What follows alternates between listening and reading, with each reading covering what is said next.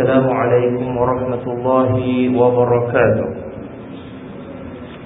Alhamdulillah wassalatu wassalamu ala Rasulillah wa ala alihi wa sahbihi wa man wala.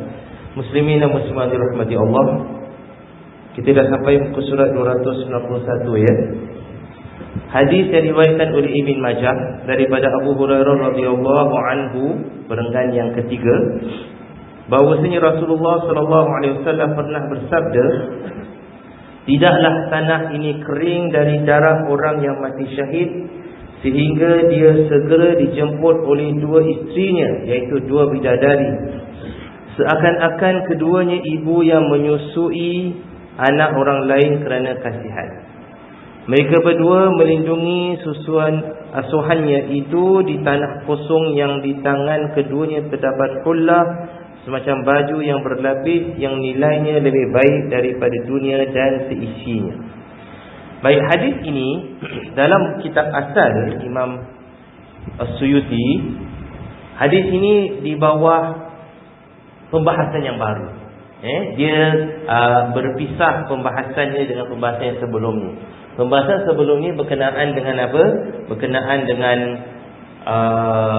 apa yang orang-orang di dalam kubur mendapati nikmat dan berbual sesama sendiri. Itu pembahasannya. Dan selepas ini pembahasan berkenaan dengan orang yang mati syahid. Ini yang asalnya dalam kitab Imam Suyuti. Dan dimulakan pembahasan ini dengan hadis daripada Rasulullah SAW yang diriwayatkan oleh Abu Hurairah radhiyallahu anhu. Rasulullah SAW menerangkan tentang kelebihan orang yang mati syahid. Dan mati syahid di sinilah mati syahid berjuang di jalan Allah kerana berperang. Kerana berperang. Dan di antara kelebihan orang yang mati syahid ini yang banyak berlaku pada ketika Rasulullah SAW hidup, ialah sebelum tanah itu kering daripada darah yang mengalir daripada tubuhnya, maknanya pada ketika pertama nyawanya keluar akibat dibunuh dalam peperangan tersebut, maka turunlah turunlah dua bidadari yang akan menemaninya, yang akan menjadi semacam pasangannya atau isterinya nanti dalam syurga nanti. Dan kedua-duanya akan, dia kata di sini apanya, dikesankan kedua-duanya ibu yang menyusui atau anak orang lain kerana kasihan. Maknanya apa? Kedua bidadari ini mengangkul roh orang yang mati syahid tersebut. Sudah pasti kita tidak dapat lihatlah, dan tidak akan bergerak jasad tersebut, kerana ini semua adalah di alam rohani.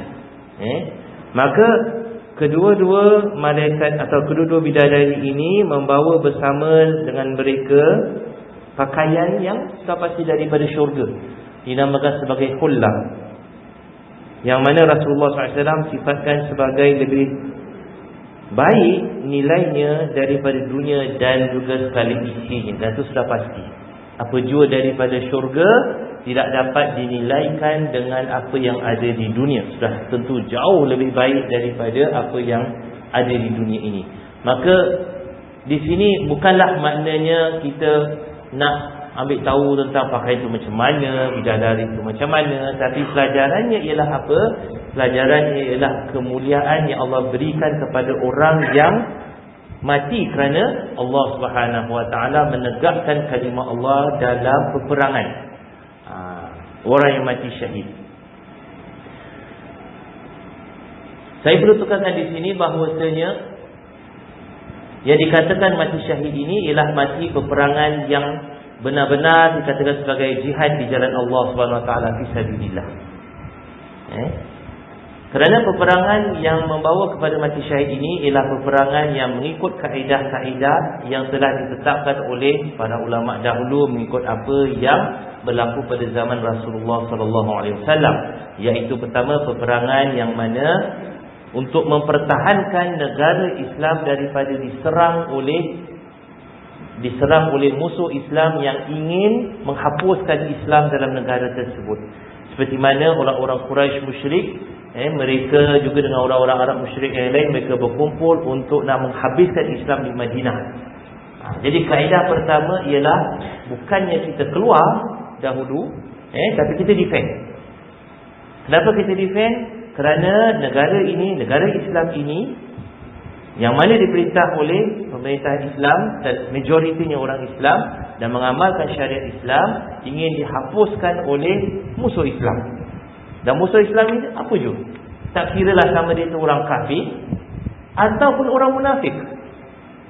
Kerana orang munafik ni memang mereka itu berpura-pura sebagai orang Islam, tapi mereka tak mempercayai betul-betul dengan kita punya akidah Islam, dan nak menghapuskan orang-orang Islam. Jadi itu kaedah pertama. Kaedah kedua ialah peperangan di jalan Allah yang membawa kepada mati syahid di sini, yang dikatakan dalam hadis kelebihan orang mati syahid semuanya, mestilah peperangan yang diiklankan oleh ketua negara Islam tersebut, bukan keputusan yang diambil oleh setiap individu untuk keluar. Sebagaimana yang kadang-kadang sebahagian daripada orang yang terkeliru, mereka lihat, dekat Afghanistan, tentera Amerika sekarang dan tentera British sekarang dah masuk, dah perang, jadi ini Afghanistan negara Islam, maka mereka tu tentera Kristian, maka mereka nak hapuskan Islam. Ini semua andaian. Kita sebenarnya tak tahu apa yang sebenarnya berlaku di sana. Ini semua kita dapat laporan daripada berita-berita, dan tak semestinya laporan tersebut tepat. Saya tak kata salah, tapi mungkin tak tepat. Mungkin andaian itu salah, tapi dia ambil andaian sedemikian. Dia percaya kepada apa yang disampaikan oleh pemberita-pemberita yang semestinya bukan orang Islam. Tak semestinya orang Islam. Jadi dia kata, saya nak pergi membantu umat Islam di sana, saya nak berjuang, angkat senjata, pergi sana berperang supaya saya dapat mati syahid, shortcut masuk syurga terus. Dan kebanyakannya orang seperti ini, mereka yang dah banyak melakukan jenayah dalam kehidupan mereka sebelum ini, dan mereka rasa insaf, mereka rasa bersalah, mereka nak taubat pada Allah, mereka takut masuk neraka. Bagus, ada kesedaran di situ. Malangnya mereka tak ada pelajaran agama, maka mereka belajar kepada yang salah, guru mereka menjadi syaitan, maka mereka ambil keputusan nak pergi berjuang macam itu. Ini salah dalam Islam. Ini tak mengikut kaedah seperti yang diterangkan oleh para ulama tentang peperangan jihad di jalan Allah Subhanahu Wa Taala. Kerana apa? Ia keputusan individu. Peperangan tidak boleh diambil atas keputusan individu. Ia perlu diambil atas keputusan ketua. Dalam zaman Rasulullah SAW yang putuskan kita keluar berperang. Sayyidina Hamzah bin Abdul Muttalib, pakcik Rasulullah SAW, melihat betapa umat Islam ditindas, mendesak Rasulullah SAW untuk iklankan jihad, untuk iklankan perang. Iklankan perang, kita perang orang-orang kafir. Kerana Sayyidina Hamzah kita tahu sebagai seorang yang maknanya warrior, tahu berperang, berani dan sebagainya, nak mempertegakkan Islam. Tapi tak pernah Sayyidina Hamzah bin Abdul Muttalib ambil keputusan sendiri, walaupun pakcik Nabi, keputusan sendiri untuk keluar berperang sendiri, atau ajak teman-teman mana yang sama sefikrah pandangan dengan ni, mari kita keluar. Walaupun Rasulullah tak cakap, mari kita keluar, kita mempertegakkan Islam, kerana tujuan kita mulia, kita nak mempertahankan umat Islam, saudara-saudara kita yang tertindas. Tak pernah Sayyidina Hamzah ambil keputusan demikian. Mendesak Rasulullah SAW supaya umumkan, dan Rasulullah tak nak umumkan. Dia desak dan diminta. Rasulullah SAW tak nak umumkan jihad. Lihat, walaupun tahu umat Islam ditindas di Mekah, walaupun tahu bahawasanya memang orang-orang musyrik di Mekah memang nak hapuskan umat Islam di Madinah, tapi Rasulullah tak iklankan sehinggalah Allah SWT benarkan. Sehinggalah turun ayat dalam surah Al-Hajj. Allah SWT berfirman apa? Udhina lilladzina yuqataluna biannahum zulimu wa innallaha ala nasrihim laqadir. Sadaqallahul azim. Maksudnya apa? Diizinkan untuk orang yang diserang. Jadi maknanya apa? Kamu kena serang dahulu. Diizinkan untuk orang yang diserang, bahawasanya mereka itu dizalimi. Diizinkan untuk apa? Diizinkan untuk angkat senjata dan perang balik. Wa innallaha ala nasrihim laqadir. Barulah Allah SWT beritahu di sini, sesungguhnya Allah SWT berkuasa untuk memberi kemenangan kepada mereka umat Islam yang ditindas tersebut, yang mana diiklankan untuk berperang. Maka Rasulullah baru iklankan perang. Jadi ada guideline dia. Jihad, berperang jalan Allah, tidak boleh diambil dengan keputusan individu. Dia perlu diputuskan oleh ketua negara, dan ketua negara tersebut mestilah ketua negara Muslim dan negara itu negara Islam. Baru dia akan jihad. Kalau kita diserang, ataupun ketua negara tersebut ambil keputusan untuk menyerang, offensive battle, bukan defensive battle, offensive battle, keluar berperang. Kenapa keluar berperang? Kerana memang negara tersebut dah iklankan permusuhan dan peperangan kepada negara Islam. Maka ketua negara tersebut, oleh kerana kita ni dah declare act of war, saya keluar dulu, serang awak. Itu boleh. This is the art of war, mengikut Islam, bukan sangka China punya. So kena ada pengumuman sama ada untuk defensif ataupun ofensif. Individu tak boleh. Tapi kalau negara tersebut bukan negara Islam, jadi itu diserang. Itu diserang oleh musuh yang nak menghancurkan negara tersebut, tak kiralah orang dalam itu Islam atau bukan Islam. Maka ketua negara tersebut membuat keputusan mengiklankan kita terpaksa defend negara kita daripada diserang tersebut. Maka di sini para ulama juga mengatakan peperangan yang berlaku walaupun diumumkan oleh orang bukan negara, bukan ketua, bukan Islam, tapi kerana orang Islam itu keluar nak mempertahankan hartanya, maruahnya, keluarganya, negaranya daripada diserang oleh musuh, maka umat Islam yang keluar tersebut walaupun di bawah bendera tentera sekular yang bukan Islam, maka insya-Allah kalau dia mati syahid. Dengan syarat apa? Niatnya apa? Niatnya untuk mempertahankan negara, keluarga, umat Islam dalam negara tersebut. Bukan kerana nak glory, bukan kerana dunia. Kalau dia niat lain, Allah SWT lebih mengetahui dan Allah akan berikan. Tapi kalau niat kerana tujuan mempertahankan negara, keluarga, umat Islam di negara tersebut, maka insya-Allah kalau dia mati syahid. Dia mempertahankan. Kalau ketua negara bukan Islam ataupun Islam mengiklankan peperangan terhadap negara yang mana negara itu tidak bermusuhan dengannya, tak ada bermusuhan, tak ada apa-apa, tapi tiba-tiba memang nak takluk negara tersebut tanpa apa hanya kerana nak harta dalam negara itu, maka di sini umat Islam tak boleh ikut serta. Kenapa? Kerana penyertaannya adalah penyertaan kepada kempen yang membawa kezaliman kepada penduduk negara yang satu lagi. Kalau dia ikut serta, dia mati atas Allah SWT persisapannya. Sama ada Allah pun kan, atau Allah azab. Tapi confirm bukan mati syahid kalau dia mati sedemikian. Kerana peperangan dia tersebut peperangan kezaliman. Dia buat ofensif bukan kerana ada sesuatu yang mana ancaman terhadap negaranya, tidak. Kerana setakat nak harta dan sebagainya.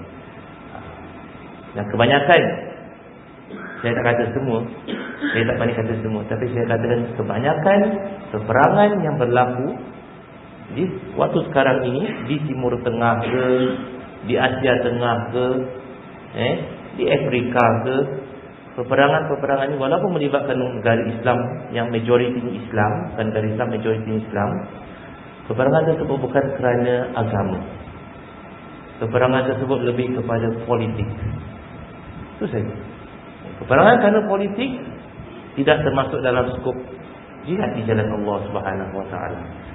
Jadi kita kena hati-hati. Saya tak kata semua, saya kata kebanyakannya. Kalau ditanya kenapa awak perang, kerana saya nak mempertahankan pahaman sekular saya, ataupun puak saya, ataupun itu, ataupun kekuasaan saya dan sebagainya. Jadi amat sesuatu yang jauh berbeza daripada apa yang dalam kitab-kitab fikih kita yang mengatakan sebagai jihad fisabilillah. Tapi mati syahid, peperangan jalan Allah merupakan mati yang paling mulia. Tidak boleh kita nafikan. Kematian yang mana rohnya tersebut mendapat kemuliaan yang tertinggi bersama dengan para nabi, escape hisab di padang mahsyar, direct ke syurga dengan dibangkitkan dalam keadaan berlumuran darah ketika dia mati sebagai saksi dia mati di jalan Allah SWT. Belum lagi kering darah, dia mengalir, bidadari dah turun untuk sambut dia. Subhanallah. Kita mungkin tak dapat dalam kehidupan kita. Dia bukan sesuatu yang Allah berikan kepada semua orang, tapi yang kita boleh dapat, yang kita boleh minta, kita mohon pada Allah ialah, seperti saya katakan selalu, mati syahid akhirat. Jasad kita seperti orang mati biasa, tapi di sisi Allah pahala seperti orang mati syahid akhirat. Dan Rasulullah dah janjikan ramai di kalangan umatnya yang akan dapat kelebihan sedemikian, mati syahid akhirat.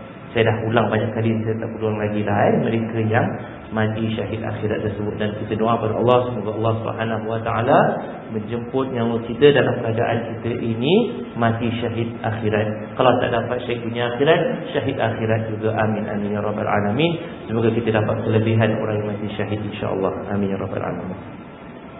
Baik, seterusnya dalam sebuah hadis yang diriwayatkan oleh Yazid bin Syajarah radhiyallahu anhu disebutkan bahawa percikan pertama dari darah orang yang mati syahid akan menghapuskan seluruh perbuatan dosa yang pernah dilakukannya, akan menyebabkan turunnya 2 bidadari yang mengusap tanah dari wajahnya, dan akan dipakaikan kepadanya 1000 kain selendang yang tidak sama dengan hasil tenunan anak cucu Adam, melainkan daripada tumbuhan-tumbuhan yang itu syurga yang jika diletakkan di antara 2 jari, nescaya ia akan mengembang lebar.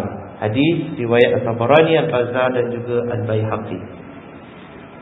Sekali lagi, detailsnya tak begitu penting. Pakaian 1000 macam mana, lebar dia macam mana, daripada syurga bagaimana, itu tak penting. Yang penting apa? Rasulullah nak beritahu di sini melalui riwayat Yazid bin Syajarah, kemuliaan yang Allah berikan pada orang yang mati syahid. Allah ampunkan dosanya, kemudian Allah SWT utuskan bidadari untuk menjemputnya dengan nikmat-nikmat syurga, berupa pakaian ke, apa ke dan sebagainya. Itu urusan Allah SWT. Okay? Kemudian seterusnya Al-Hakim membawa riwayat daripada Anas bin Malik bahawa ada seseorang yang berkulit hitam yang datang kepada Rasulullah SAW dan berkata, dan bertanya kepada Nabi, seandainya aku berperang sehingga aku terbunuh, lantas di manakah tempatku? Maka Rasulullah SAW jawab, di syurga. Setelah itu orang kulit hitam ini ikut berperang di jalan Allah SWT sehingga terbunuh, mati syahid dia. Lalu Nabi SAW mendatangi jasad orang yang mati syahid ini, orang kulit hitam ini, dan Rasulullah SAW bersabda apa kepada jasad tersebut? Allah telah memutihkan wajahmu dan mengharumkan baumu. Nah, memutihkan wajah ini kita tak tahu bagaimana keadaannya. Dia boleh dua, sama ada physically Allah SWT tukarkan warna kulit ni daripada hitam kepada putih di syurga nanti, ataupun di alam barzakh, ataupun dikekalkan warna tersebut tetapi dia bercahaya dengan cahaya keimanan, amalan soleh, kemuliaan daripada Allah SWT, maka itu jadi putih. Kerana Allah SWT sebut dalam Al-Quran berkenaan orang-orang mukmin di padang mahsyar, dan juga orang-orang musyrik, orang-orang kafir di padang mahsyar. Yauma tabyaddu wujuhum wa taswaddu wujuh. Dalam surah Al-Imran. Hari di mana ada muka-muka yang keputih-putihan, dan hari itu juga ada wajah-wajah, muka-muka yang menjadi kehitam-hitaman. Fa ammal ladzina bayyadat wujuhuhum fa fi rahmatillahi fiha khalidun. Maka orang yang keputihan wajahnya, maka mereka dalam rahmat Allah, dalam keadaan mereka itu gembira dalam syurga, kekal selama-lamanya. Amin ya rabbal alamin. Dan adapun orang-orang yang wajahnya hitam, Allah SWT tanya kepada mereka, adakah kamu kufur? Kenapa kamu kufur? Kenapa kamu ingkar apa yang telah sampai kepada kamu? Maknanya daripada kebenaran. Allah berikan kebenaran kepada orang kafir, sama ada melalui manusia lain ataupun melalui fitrah dalam dirinya yang mendorongnya untuk mencari kebenaran dan melihat kepada kebenaran. Tapi mereka mengingkari. Karena itu orang tanya, kenapa orang-orang yang tidak beriman pada Allah tak sampai padanya dakwah, tapi tetap dia masuk neraka? Macam orang dalam hutan ke, orang di tengah-tengah lautan mana ke, dakwah Islam tak sampai kepada mereka. Mereka tak kenal Allah, tapi kenapa masih kita anggap mereka tu mati kafir, masuk neraka? Lainlah kalau orang kafir tu memang tinggal di negara yang mana memang masyhur Islam tu macam mana, dia tahu Islam tu bagaimana, dia tahu ajaran Islam bagaimana, tapi dia sendiri tolak, itu memang pastilah dalam neraka. Tapi ini orang-orang kat sini macam mana? Dakwah tak sampai kepada mereka, kenapa mereka masuk neraka juga? Sebabnya ialah Allah SWT beri dakwah tak semestinya melalui orang yang Allah hantar orang tu sampaikan dakwah. Kalau itu, maka tak ramailah orang yang terima dakwah Islam, tak ramailah orang yang kenal Allah SWT, kerana pendakwah tak ramai. Berapa ramai yang masuk hutan jumpa orang Iban, jumpa orang orang Dayak dan sebagainya, yang sampaikan ajaran Islam tak ramai. Mungkin pun tak ada pun. Tapi Allah SWT berikan kesedaran kepada mereka melalui fitrah mereka direct. Seperti mana yang berlaku pada Nabi Ibrahim AS. Nabi Ibrahim AS tak ada Nabi lain, tak ada pendakwa lain sampaikan kepada Nabi Ibrahim bahawa Tuhan itu satu. Tapi macam mana Nabi Ibrahim beritahu Tuhan itu satu? Dakwah direct daripada Allah. Allah sampaikan kepada dia melalui fitrahnya. Maka dilihat, dia buka fikirannya, lihat langit dan bumi. Macam mana kalau sekiranya banyak Tuhan yang cipta? Kacau bilau ini, tak boleh, mesti ada satu Tuhan. Begitu juga Ashabul Kahfi. Ashabul Kahfi, 7 orang pemuda tersebut, tak ada dakwah sampai pada mereka. Tapi mereka dengan sendirinya, mereka ada kesedaran bahawasanya Tuhan mesti satu. Tuhan tak boleh banyak. Tuhan tak boleh bintang, bulan, matahari dan sebagainya. Ini bukan Tuhan. Atau berhala ke apa, ini bukan Tuhan. Jadi Allah berikan dakwah kepada mereka, maka mereka terima. Mereka buka fikiran mereka, mereka tak tolak. Jadi dakwah boleh sampai direct ataupun indirect melalui manusia Allah berikan. Jadi orang yang terima kesedaran tersebut melalui fitrahnya, kerana fitrah ni satu benda suci dalam diri yang mendorong kepada kebaikan. Dan setiap daripada manusia, Muslim dan bukan Muslim, ada fitrah tersebut. Tapi kalau sekiranya kesedaran itu sampai dan dia tolak, dia tidak mau ikut apa yang isi hatinya beritahu dia, maka itulah maknanya dia itu memang berhak Allah SWT azab dalam neraka kerana menolak kebenaran. Tapi itu urusan Allah SWT. Urusan Allah SWT. Kita sebagai orang Islam, kita ikut secara akidah kita, akidah orang Islam, ahli sunnah wal jamaah, very simple. Awak mentauhidkan Allah, awak mempercayai Rasulullah SAW, awak masuk syurga. Kalau awak mati dalam keadaan beriman, maka kita anggap mayat sebagai mayat orang Islam. Kalau percaya kepada Tuhan yang satu, tapi tak percaya kepada Rasulullah SAW, maka awak mati dalam keadaan bukan orang Islam. Maka kita tidak uruskan jenazah awak sebagai orang Islam. Tapi adakah awak masuk syurga ataupun neraka kerana awak mempercayai Tuhan yang satu, tapi tak percaya pada Rasulullah SAW? Kenapa dia tak percaya pada Nabi?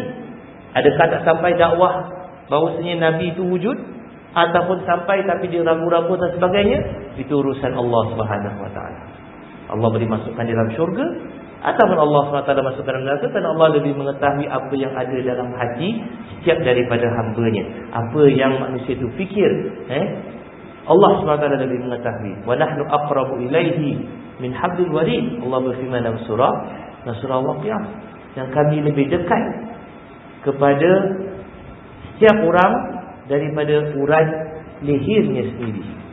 Maksudnya Allah lebih mengetahui apa yang ada dalam otak seseorang daripada orang yang ada otak itu sendiri. Yang berfikir. Jadi tetap kita anggap dia sebagai mati orang kafir. Dan orang kafir ini ialah setiap yang bukan orang Islam. Senang saja. Kata jangan sebut orang kafir. Orang kafir ini ialah orang yang tak terima dakwah dan sebagainya. Kena kafir itu tutup akal fikiran. Itu dari sudut bahasa. Dari sudut akidah mudah saja. Islam, kafir. Habis itu. Kafir maknanya apa? Bukan Islam. Kita tak cakap orang kafir seperti mana orang putih terjemahkan sebagai infidel. Itu negatif.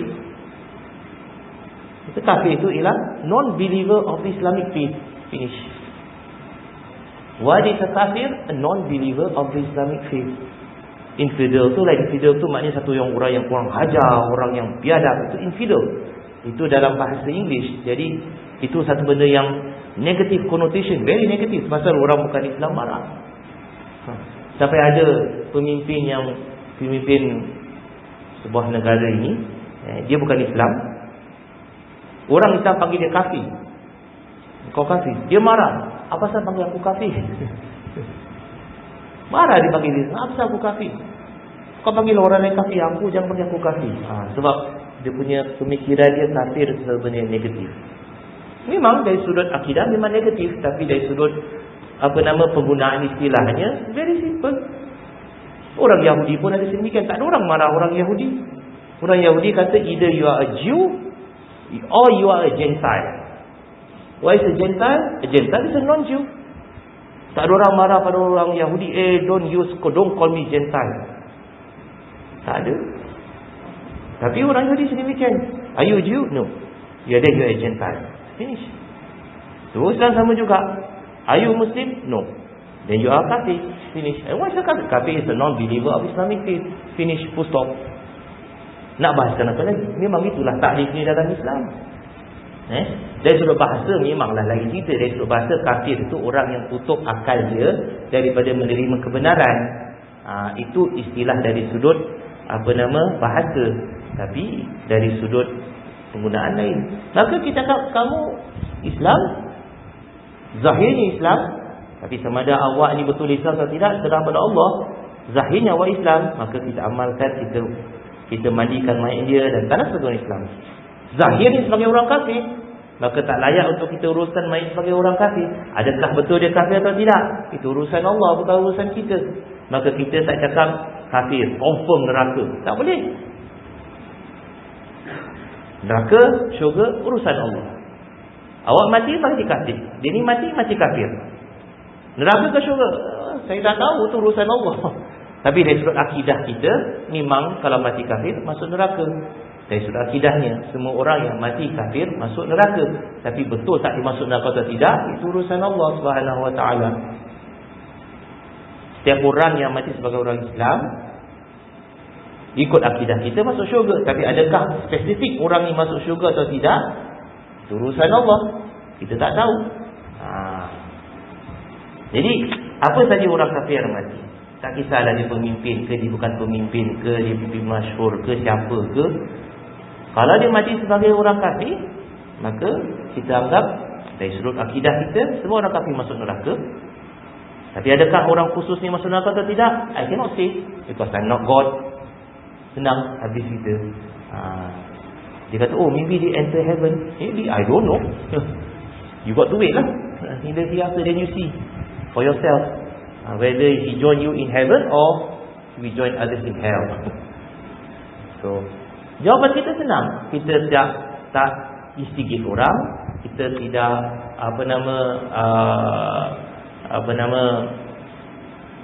melukakan hati orang dan sebagainya. Kita cakap ikut apa akidah kita dan keimanan kita ataupun Islam, agama Islam. Jadi di sini balik kepada tadi, orang yang wajahnya hitam di hari akhirat bukanlah orang-orang yang keturunan African, yang kulitnya gelap, tidak. Karena Allah SWT beritahu yaumat wa taswaddul wujuh, dan muka yang gelap di sini ialah muka yang mana tak ada cahaya keimanan. Muka yang putih ialah mereka yang ada cahaya keimanan. Jadi di sini orang yang kulit gelap ni mati syahid ini, Rasulullah SAW beritahu Allah telah memutihkan wajahmu dan mengharumkan baumu, sama ada dia itu benar-benar jadi putih ataupun memang penuh cahaya keimanan pada wajahnya. Wallahu alam, kita tak tahu. Kemudian lebih lanjut baginda bersabda mengenai orang ini dan orang yang mati syahid lainnya. Rasulullah SAW terus bersabda, aku telah melihat isterinya, ya isteri orang yang mati syahid ini, khususnya orang yang kulit hitam ni, aku telah lihat isterinya daripada syurga, iaitu bidadari. Jadi kalangan bidadari yang memakaikan kepadanya jubah yang terbuat daripada bulu. Dia itu masuk di antara orang yang mati syahid. Baik, last sentence ni, dia itu masuk di antara orang yang mati syahid, ini terjemahan yang salah. Saya dah cek pada hadis yang betul. Awak boleh delete ayat ini. Maksudnya ialah apa? Rasulullah SAW sabda, bidadari ini memakaikan kepadanya jubah yang terbuat daripada bulu, dan jubah itu bidadari itu masukkan di antara dia, jasadnya, dan juga jubah yang dia pakai di luar. Maknanya jubah yang di bawah bulu tu antara jubah tersebut. Bagaimana keadaannya itu kita jangan tanya, sebab itu tak penting. Tapi dimasukkan jubah tersebut dalam jubah zahir, jubah dunia ini yang dipakai oleh orang yang mati syahid tersebut, menunjukkan kemuliaan yang Allah berikan kepadanya. Kemudian dari Ibnu Umar radhiyallahu anhu, Al-Baihaqi membawa hadis dengan sanad yang baik, iaitu sanad hasan.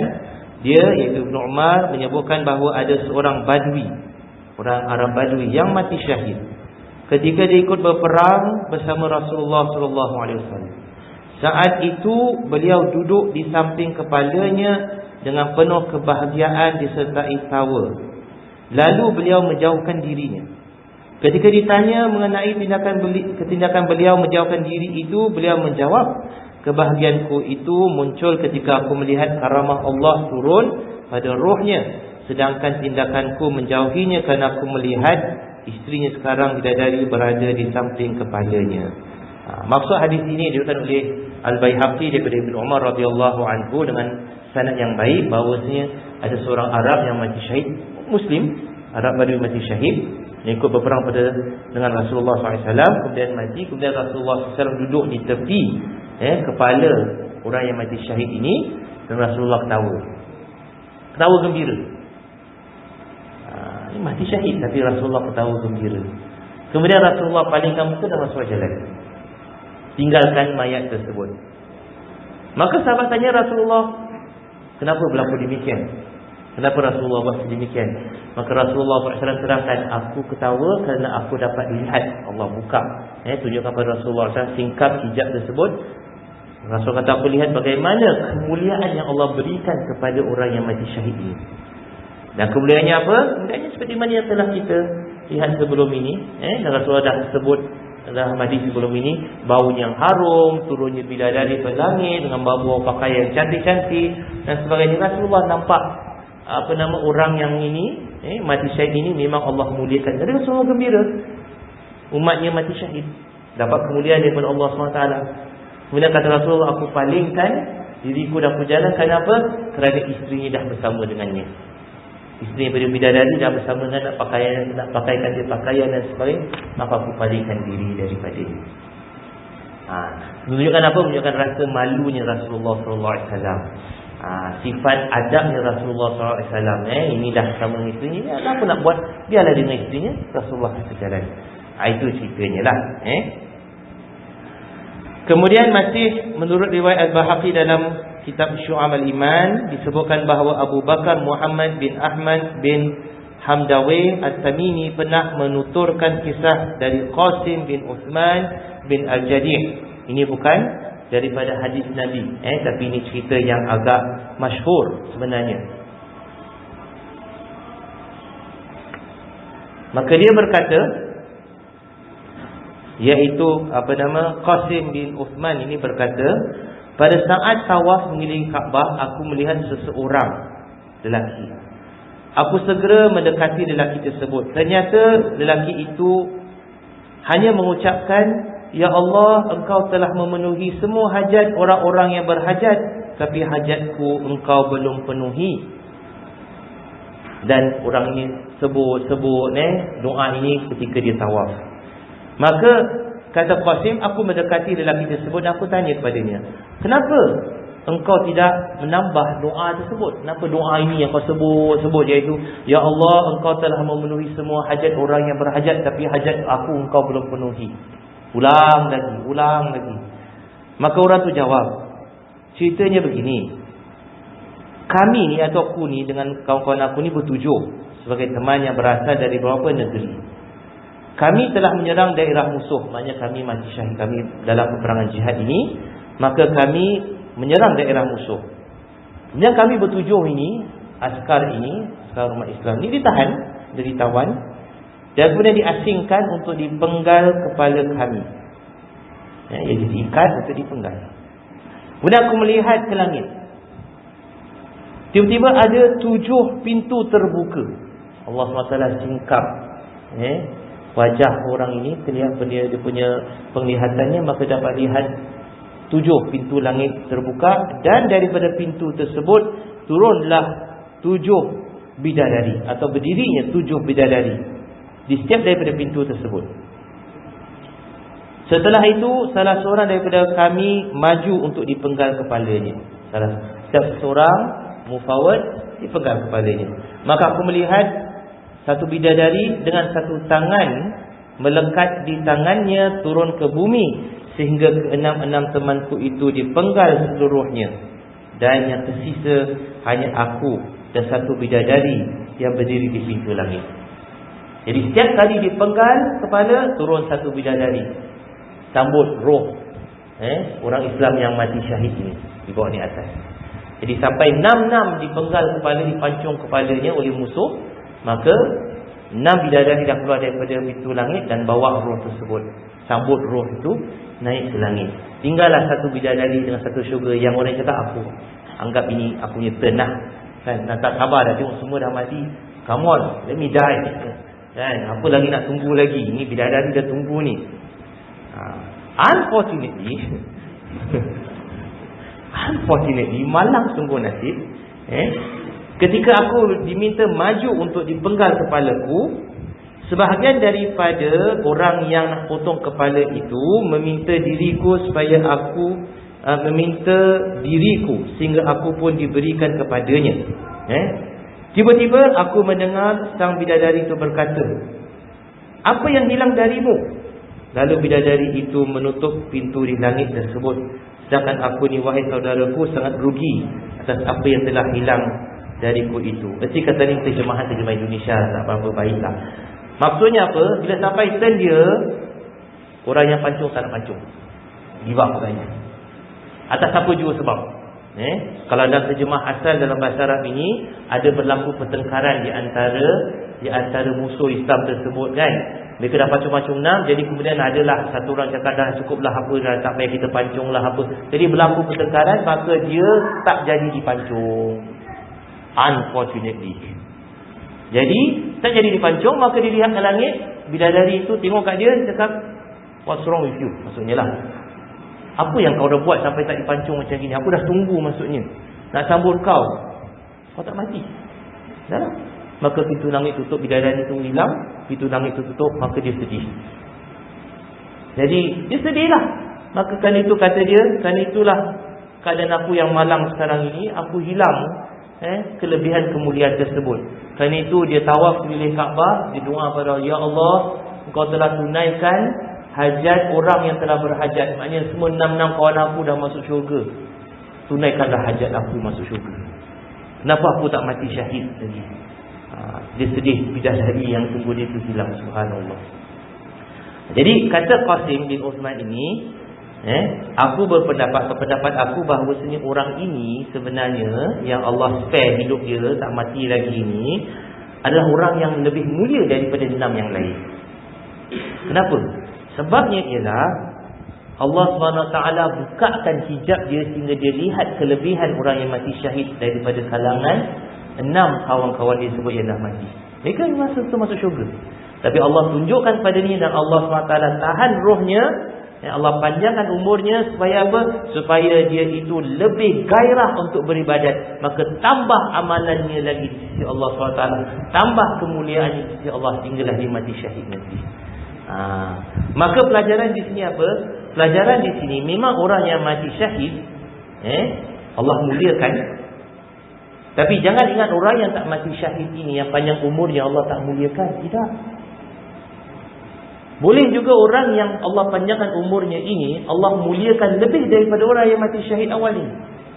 Kenapa? Sebab orang yang mati syahid ni, dia masuk syurga, tapi dia dah tak ada peluang untuk beramal. Tambah amalannya pada Allah, tambahkan kecintaan Allah SWT kepadanya, sebab dia dah mati. Tapi orang yang Allah panjangkan umurnya, dia ada peluang untuk terus bertaubat, beramal, buat sumbangan, amal jariah di dunia ini, membawa kebaikan kepada manusia yang lain, maka dia lebih mulia daripada yang lain.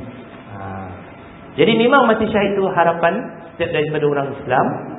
Tapi dia bukanlah boleh menyebabkan kita ni kecewa kalau kita tak mati syahid. Bahkan kita perlu berusaha untuk membawa kebaikan kepada dunia ini dan kebaikan pada diri kita. Kerana Rasulullah SAW sabda apa? Sebaik-baik manusia ialah orang yang panjang umurnya dan baik amalannya. Itu sebaik-baik manusia, orang yang panjang umurnya dan baik amalannya. Kita doa pada Allah SWT, semoga Allah SWT panjangkan umur kita dalam keadaan kebaikan dan keimanan, dan semoga Allah SWT jadikan umur kita ini yang panjang, menambahkan kebaikan kita di dunia dan juga di hari akhirat nanti. Amin amin ya rabbal alamin. Baik, sekian saja. Sampai di sinilah pembahasan bab tersebut. InsyaAllah kita akan sambung kepada pembahasan yang lain, iaitu ziarah kubur. Wallahu a'lam bissawab.